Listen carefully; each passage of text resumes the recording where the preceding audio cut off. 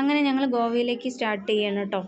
ഇവിടെ നമ്മൾ പറഞ്ഞു കേട്ടോ, നമ്മൾ ഇത്രയും ലോങ് ഡ്രൈവാണ്, ബൈക്കിൽ പോകണ്ടെന്നൊക്കെ പറഞ്ഞു. പക്ഷെ എന്നാലും ഞങ്ങൾക്ക് ഒരു എക്സ്പീരിയൻസിന് വേണ്ടിയിട്ട് പോവുകയാണ്. പല വ്ളോഗറിൻ്റെ വീഡിയോസ് ഞങ്ങൾ കണ്ടിരുന്നു, പക്ഷേ എങ്കിലും കുഴപ്പമില്ല, ഞങ്ങളൊന്ന് ട്രൈ ചെയ്യാൻ പോവുകയാണ്. നോക്കാം.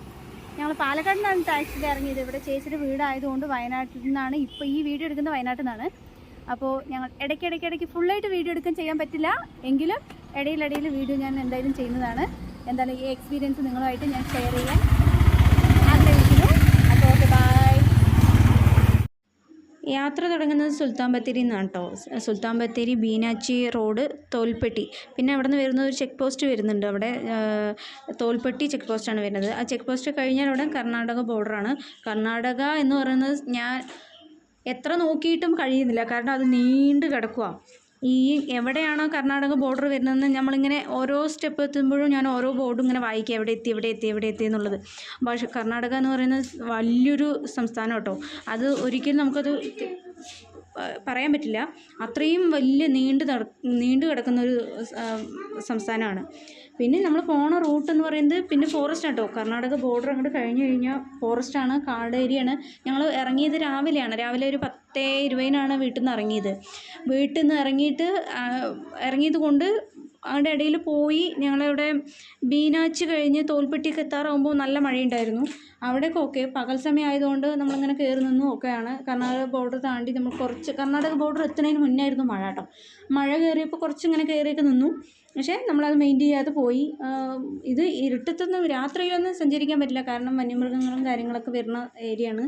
അതുകൊണ്ട് പക്ഷേ പോകുമ്പോൾ റോഡ് ഒന്നും പറയാനില്ല, ഒരു രക്ഷയില്ല, നല്ല റോഡാണ്. നന്നായി പോയി, ഒരു ബുദ്ധിമുട്ടും നമുക്ക് അറിഞ്ഞില്ല കേട്ടോ. ഒരു ബ്ലോക്കോ കാര്യങ്ങളോ അങ്ങനെ ഒന്നും അറിഞ്ഞില്ല. നല്ല രീതിയിൽ തന്നെയായിരുന്നു യാത്ര ഉണ്ടായിരുന്നത്. പിന്നെ അവിടുന്ന് ഫോറസ്റ്റ് താണ്ടണ വരെ ഒരു ടെൻഷൻ ഉണ്ടായിരുന്നു, കാരണം കുറേ വണ്ടികൾ അങ്ങോട്ടും ഇങ്ങോട്ടും പോകുമ്പോൾ നമുക്കൊരു പേടിയില്ല. പക്ഷെ നമ്മൾ ഒറ്റയ്ക്കാവുന്ന സമയത്ത്, തനിച്ചാവുന്ന സമയത്ത് കുറച്ചൊരു പേടി ഉണ്ടായിരുന്നു. ചിലപ്പോൾ എന്തെങ്കിലുമൊക്കെ പെട്ടെന്ന് നമ്മളെ റോഡിൽ കൂടെ ക്രോസ് ചെയ്യുക പിടിക്കുകയൊക്കെ ചെയ്ത് കഴിഞ്ഞാൽ ഒന്നും ചെയ്യാനൊന്നും പറ്റില്ലല്ലോ. അപ്പോൾ അവിടെ കുറച്ചിത്തിരി പേടി വന്നു കേട്ടോ. നമ്മൾ മാപ്പിൽ നോക്കുന്ന സമയത്ത് 2-3 വഴി കാണിച്ചു കേട്ടോ. ആ 3 വഴിയിൽ മാപ്പിൽ നോക്കിയപ്പോൾ 3 വഴിയിലൂടെ പോകാം, പക്ഷേ ഇത്തിരി എളുപ്പമുള്ള വഴി നോക്കിയിട്ടാണ് തിരഞ്ഞെടുത്തത്. പകൽ പോകുമ്പോൾ ഒരു കുഴപ്പമില്ല, നമുക്ക് ടെൻഷനില്ലാതെ പോകാൻ പറ്റുന്ന ഒരു ഏരിയയും കൂടെ ആയിരുന്നു ആ ഏരിയ. ഭയങ്കര ഇതായിരുന്നു കേട്ടോ, നന്നായിട്ടുണ്ടായിരുന്നു, നല്ല രസമുണ്ടായിരുന്നു. യാത്രയൊക്കെ നന്നായിരുന്നു, ഒരു കുഴപ്പമൊന്നുമില്ല. പക്ഷെ പകൽ പോകുന്നവർ പോകാൻ താല്പര്യപ്പെടുന്നവർ ഭയങ്കര ക്ഷീണമായി. രാവിലെ ഇറങ്ങിയതാണ്, ഇപ്പോൾ സമയം 5 മണിയായി. മഴ ചെയ്ത് കാരണം കേട്ടോ എത്ര നേരമായത്. ഇതിപ്പോൾ എവിടെ എത്തിയിട്ടില്ല, 200 കിലോമീറ്റർ കഴിഞ്ഞിട്ടേ ഉള്ളൂ. ഫുഡ് കഴിക്കാൻ നിർത്തി, ചായ കുടിക്കാൻ നിർത്തി, അതിൻ്റെ ഇടയിൽ നല്ല മഴ, കുറച്ച് കയറി നിൽക്കേണ്ടതൊക്കെ അവസ്ഥ വന്നു.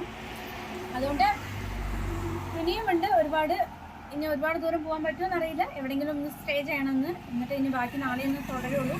ഇപ്പോൾ ഈ മഴേൻ്റെ നല്ല സിഗ്നൽ കാണിക്കുന്നുണ്ട് ഇതിൽ.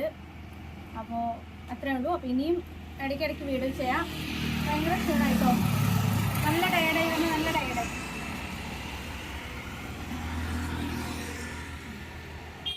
മാംഗ്ലൂർ അവിടെ എത്തിയപ്പോൾ ഞങ്ങൾ റൂം എടുത്തിട്ടോ, കാരണം 300 കിലോമീറ്ററിൻ്റെ അടുത്തെത്തി. അപ്പോൾ ഭയങ്കര ക്ഷീണം, പലയിടങ്ങളിലും മഴയും കാര്യങ്ങളൊക്കെ ആയതുകൊണ്ട് ഇങ്ങനെ കയറി നിന്ന് ഒരുപാട് സമയമായി. പിന്നെ വണ്ടി ഓട്ടാൻ ഭയങ്കരമായിട്ട് ക്ഷീണം ഉണ്ടായിരുന്നു, കാരണം പിറ്റേ ദിവസം ഞങ്ങൾ വയനാട്ടിലേക്ക് ബൈക്കിലാണ് യാത്ര വന്നത് ബൈക്കിലാണ്. അപ്പോൾ ആ ഒരു ക്ഷീണം കൂടെ ഉണ്ടായിരുന്നു. അതും കൂടി ആയതുകൊണ്ടാണ് ഇത്ര ക്ഷീണമായത് കേട്ടോ.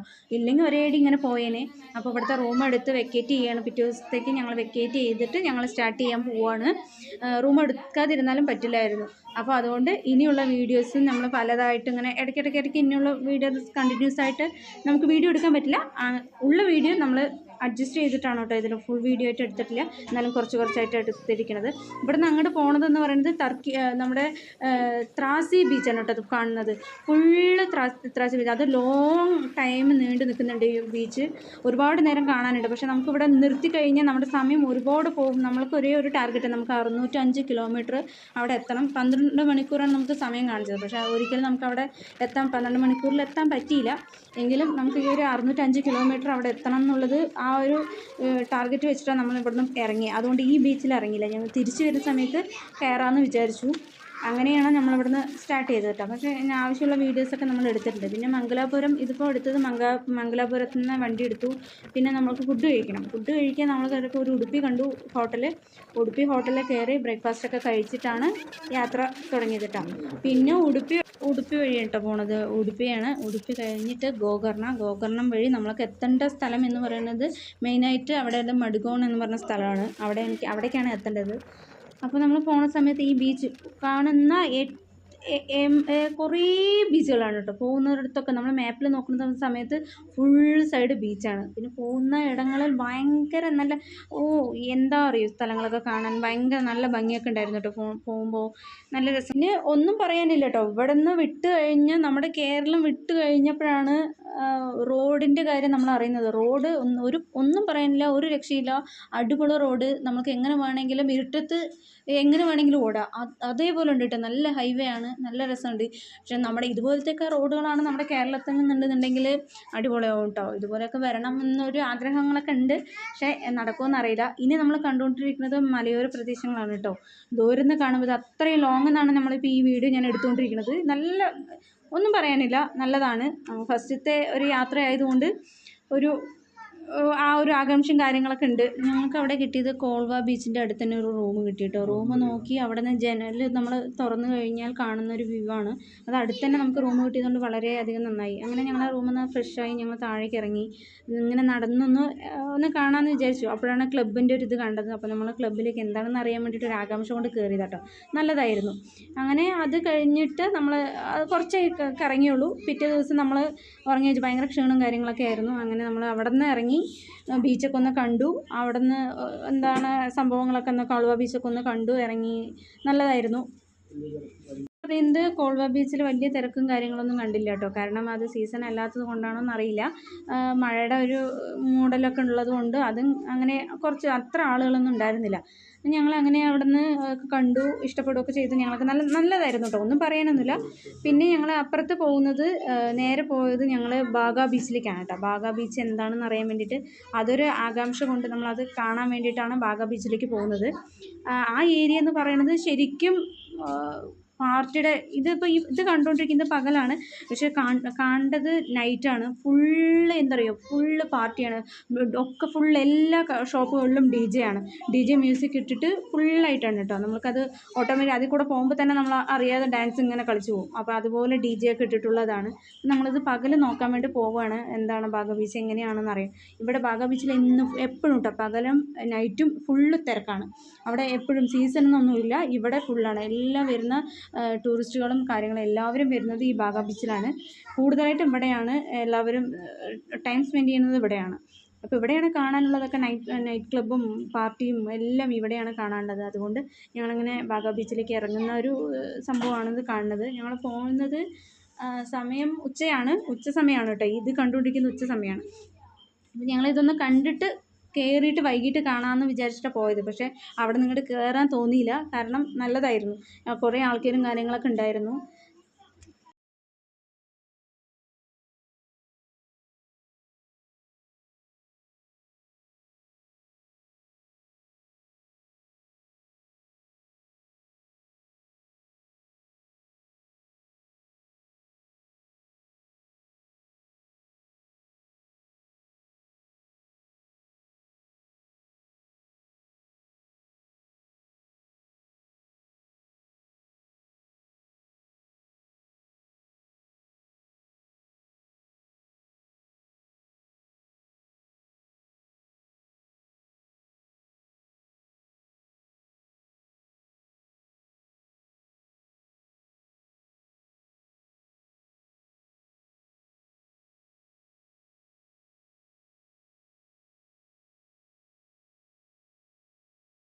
നമ്മൾ അവിടെ പോകുമ്പോൾ എല്ലാം കണ്ടുകൊണ്ടിരിക്കുന്ന സമയത്ത് ഏകദേശം ഇരുട്ടായി തുടങ്ങി കേട്ടോ. ഇരുട്ടായി തുടങ്ങിയപ്പോൾ തിരമാലയുടെ ശക്തി കൂടുമ്പോൾ അത് പോലീസുകാരെ ജീപ്പിൽ വിളിച്ച് പറഞ്ഞുകൊണ്ടിരിക്കുന്നുണ്ട്, ആരും വെള്ളത്തേക്ക് ഇറങ്ങരുത്, കയറിക്കോളാൻ.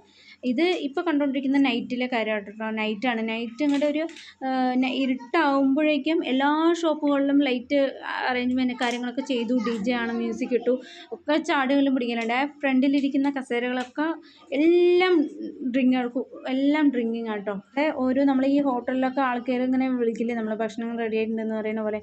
അപ്പോൾ അതേപോലെ എല്ലാ ഷോപ്പുടെ മുന്നിലും എല്ലാത്തിലും സീറ്റ് അറേഞ്ച് ചെയ്തിട്ടുണ്ട്. അപ്പോൾ നമ്മൾ അതിലേക്ക് വിളിക്കും, നമ്മളവിടെ പോയിരിക്കുക. ഫുഡ് കഴിക്കുന്നതോട് കൂടിയിട്ട് നമ്മൾ വെള്ളം കുടിക്കില്ല, ഭക്ഷണം കഴിക്കും.